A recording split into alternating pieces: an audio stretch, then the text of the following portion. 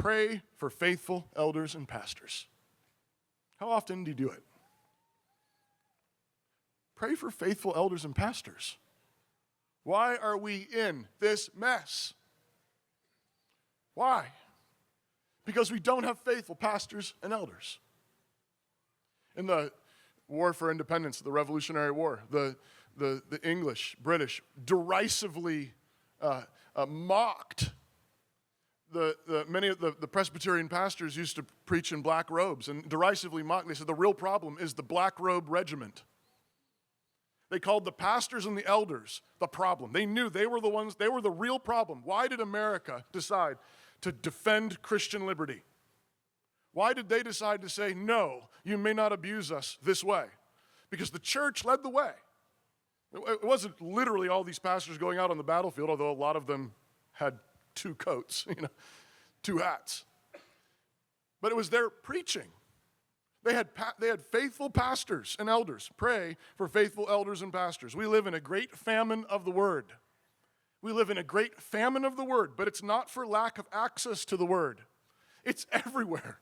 We couldn't have easier access to it on your phone, on your tablet. You've got 6 or 10 Bibles in your house, sitting on shelves, and lots of unbelievers do too. Rather, we have churches filled with men who will not tell the whole truth, who pander and flatter and tickle the ears of their hearers, prizing their own lives and reputations over the glory of Christ and the care for his church. In John 12:43, it says that there were certain priests and Pharisees who would not follow Jesus because they loved the praise of men more than the glory of God. By doing this, pastors and elders are hating and abusing the flock of God, refusing to feed and guard them. So pray that they would repent or be removed. Pray that. Raise up faithful elders. And Lord, cause the elders that are in place that are being disobedient, cause them to repent or be removed.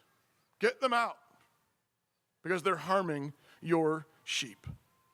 And I just want to say here, all Christian men ought to aspire to be elders in the church.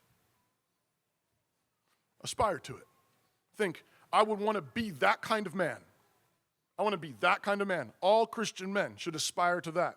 There may be any number of reasons why you can't or shouldn't actually serve in that capacity, but you ought to think of that standard as glorious. I want to know the Bible like that.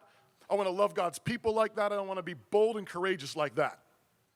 I want to be that kind of man. Young men, pray this way. God, make me a man that would be qualified to be an elder. God, we're being overrun by enemies. Raise up an army. Raise up an army of faithful pastors. And regardless of whether you serve as an elder or pastor officially in a church, you are the shepherd of your own family. You are going to be the shepherd of your own family. And so aspire to it.